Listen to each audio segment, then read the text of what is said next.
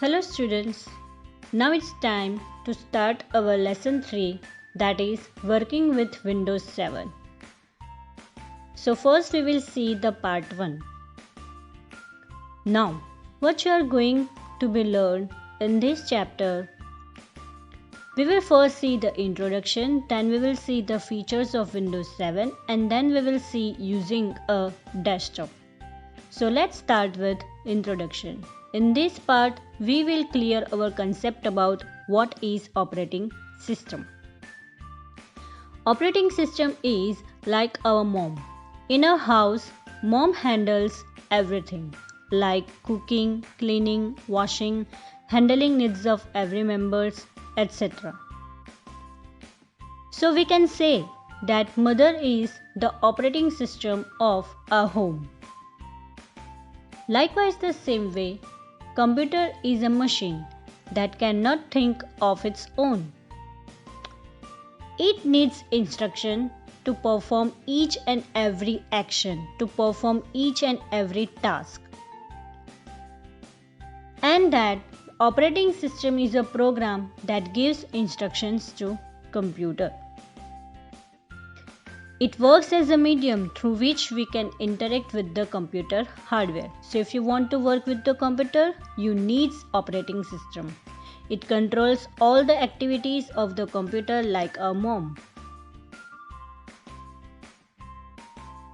There are various types of operating systems in a market, such as Windows, Linux, Unix, Mac operating system, etc.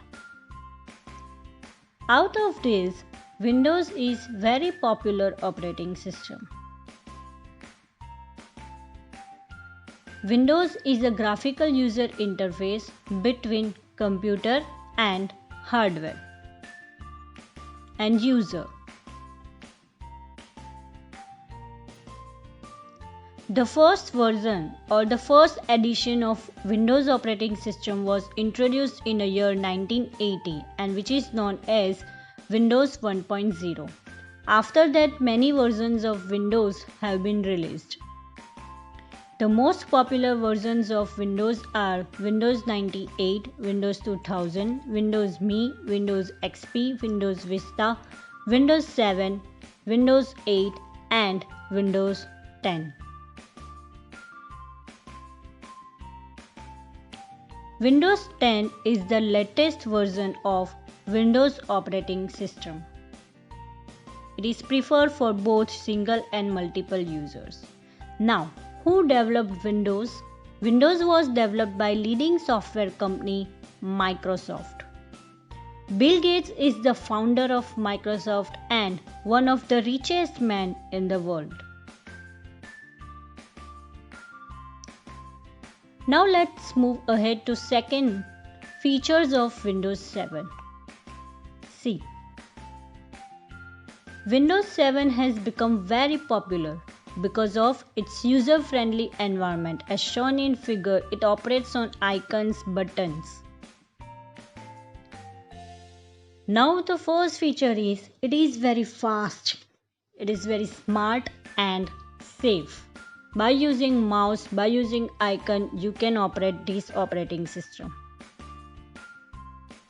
The second is, it is very easy to use and learn. See, any layman people, any non-technical people can use the Windows operating system very easily. You can play music and videos through CD, DVD, etc. The Windows Media Player is available in the Windows 7 so that you can play to music and videos. It supports high definition games. So if you want to play games, you can install it into the Windows 7 and you can play. It can be of any type of game you can install. Next is, it maintains personalized work environment through multiple user supports. So it means that Windows 7 allows you to operate by multiple users at the same time. It supports global connectivity. Means, for example, you can send and receive email, view files and run programs on your computer from anywhere in the world. Now let's see the third one, using a desktop. When we switch on a computer, Windows starts automatically and it displays a welcome message, as shown in figure. After that, the first screen of the Windows will display. That the first screen is nothing but the desktop. It is known as desktop. Now look at the desktop, as shown in figure. It contains the symbols of the application stored in the computer. These labeled pictures on the desktop are known as icons. The two most important icons on the desktop are computer and recycle bin. Using computer folder, we can access all the folders and files. It is useful for finding, organizing, moving, and copying files in a computer. When we delete a file or a folder, it goes to the recycle bin. Now look at the taskbar. The taskbar is located at the bottom of the screen, or we can say the desktop.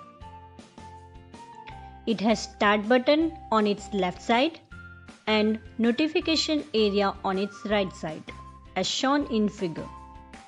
Notification area contains the clock and icons for programs that usually run in the background. For example, internet connection, voice controller, battery, etc. Now let's see the start button. It is the most useful button on the taskbar. When we click on start button, it gives us list of all the application programs that are installed in the computer. You can open any program by clicking on them. So this is all about the desktop, icons and taskbar. Now let's see few icons. The first is computer icon. It gives you a view of available drives and their contents, as shown in figure. Double-clicking on a drive icon will display the folders contained in that drive. So this is about the computer icon. Next icon is application icons. These are the graphical images that give a quick access to the related application. As shown in figure, as you can see that there are two icons, Word and OneNote. The next type is shortcut icons. A shortcut icon is an icon containing a direct route to a specific application, document or a folder. It has a small jump arrow in its lower left corner as shown in figure. So you can identify by using this arrow that you can know that it is the shortcut icon. Next is document icons. These icons are placed on the taskbar as shown in figure. When you minimize the program, so its button gets displayed or its icon gets displayed on the taskbar. In figure, the word is open. You can restore the document window by clicking on the document icon. So if you will click on the W icon, the word will open. The next is network icon. The network icon allows you to access the shared files or devices on different computers in a network. The next type is recycle bin. Recycle bin is a folder that holds the deleted objects. See, until it is emptied, you can take back the deleted files and restore them to their original locations. So here part 1 ends. Thank you for watching my video.